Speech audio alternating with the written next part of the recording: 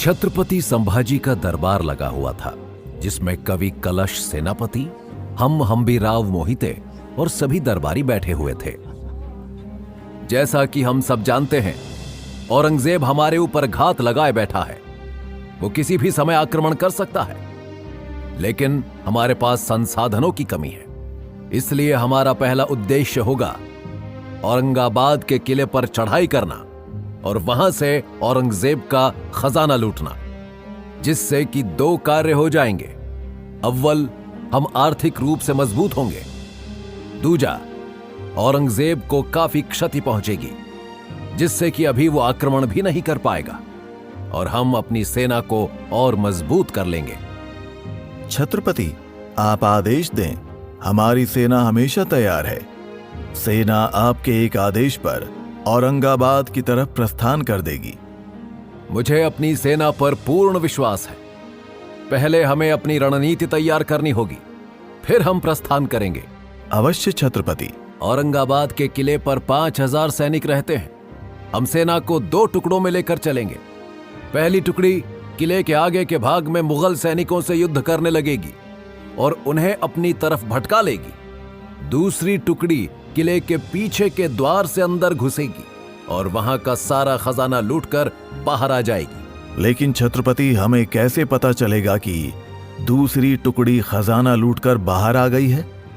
जैसे ही दूसरी टुकड़ी बाहर आएगी, वो वहां से हमारा ध्वज लहराएगी, जिससे कि हम समझ जाएंगे कि हमारा कार्य पूर्ण हो चुका है। ठीक है छत्रपति, ऐसा ही होगा। आप आदेश कीजिए, हम सेना को लेकर प्रस्थान करने के लिए तैयार हैं। छत्रपति संभाजी युद्ध के लिए तैयार हो जाते हैं और सेना को 2 टुकड़ों में विभाजित कर देते हैं। पहली टुकड़ी को अपने साथ लेकर किले के आगे के द्वार की ओर जाते हैं। दूसरी टुकड़ी किले के पीछे के द्वार की तरफ से जाती है। संभाजी किले के मुख्य द्वार पर पहुंचकर सेनापति से कहते हैं कि युद्ध का बिगुल बजाया जाए। अवश्य महाराज। और सेनापति युद्ध का बिगुल बजा देता है। औरंगाबाद किले का सेनापति अपनी सेना के साथ किले से बाहर युद्ध करने के लिए आ जाता है। आइए छत्रपति, लगता है आपको अपनी जान से बिल्कुल भी प्यार नहीं है। मुमकिन है आपकी मौत आपको यहां तक खींच कर लाई है। हमारे 5000 मुगल सैनिकों के आगे अपने मुट्ठी भर सैनिक लेकर आए हैं। आपको क्या लगता है, हर बार जीत आपकी होगी? किसकी मृत्यु होगी और कौन जीवित बचेगा, यह निर्णय तो आने वाला समय ही करेगा। फैसला वक्त नहीं करता छत्रपति, फैसला तलवार करती है।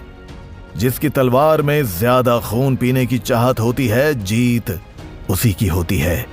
जो योद्धा होते हैं वो युद्ध के मैदान में आकर बातें नहीं करते, तलवार चलाते हैं। आइए युद्ध कीजिए, देख लेते हैं किसकी तलवार में कितना पानी है। यलगार हो। हर हर महादेव, आक्रमण! युद्ध होने लगता है। संभाजी दुश्मनों पर इस तरह बरसते हैं जैसे मानो आकाश से बिजली गिर पड़ी हो। सामने कोई भी हो, जिस तरफ बढ़ते दुश्मनों को छांटते हुए बढ़ते। एक ही बार में दुश्मन की गर्दन धड़ से अलग। चारों ओर हाहाकार मच जाता है। मुगल सैनिक भागने लगते हैं। तभी मुगल सेनापति संभाजी के सामने आ जाता है। दोनों पहले घोड़ों पर लड़ते हैं। सेनापति घोड़े से नीचे गिर जाता है। संभाजी भी नीचे उतर आते हैं और युद्ध करने लगते हैं।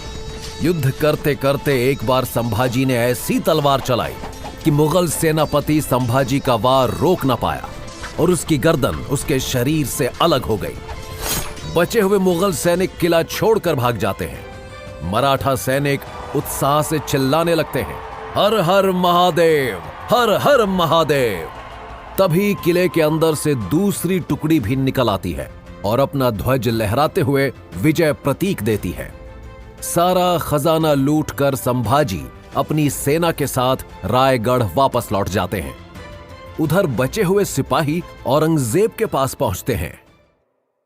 जहां पना बहुत ही दुख भरी खबर मिली है।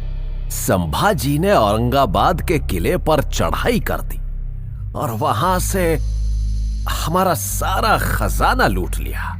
ये कैसे मुमकिन है?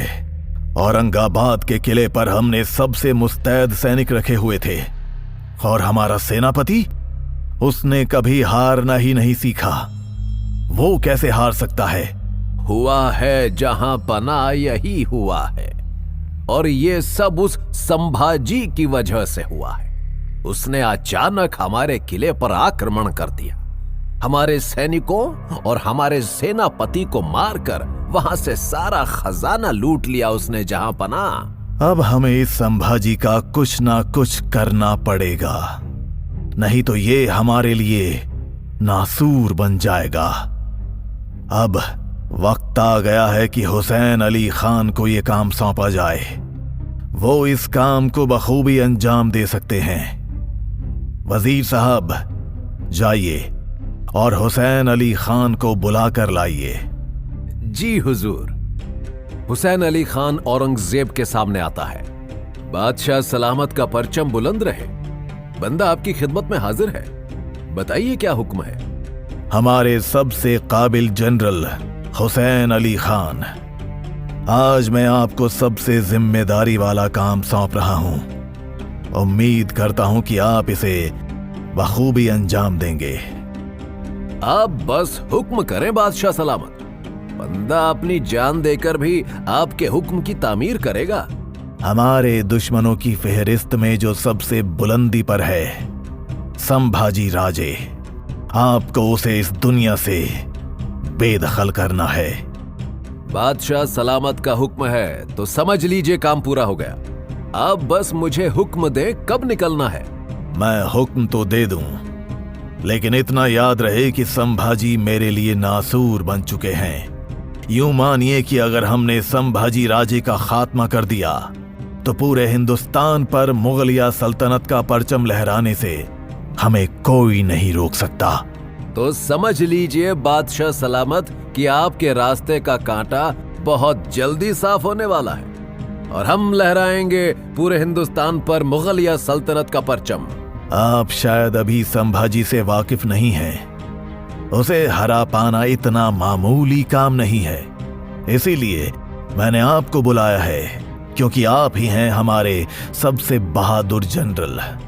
गुस्ताखी माफ जहां पना, लेकिन मामूली काम करना मेरे मिजाज में है भी नहीं। मुझे वही काम दिलचस्प लगते हैं जिनमें मौत का खौफ हो, और फिर मैं उस खौफ से नजरें मिलाकर मौत के जबड़े से अपनी जिंदगी निकाल सकूं। आपकी इसी मर्दानगी और बेखौफ अंदाज के ही तो हम कायल हैं। जी जहां पना। आपके साथ में 20,000 हाथी, घोड़े, पैदल सैनिक जाएंगे, और मुझे यकीन है कि इस बार आपकी और हमारी सेना के हाथों से संभाजी बच नहीं पाएगा। इतने बड़े लश्कर की क्या जरूरत है जहां पना?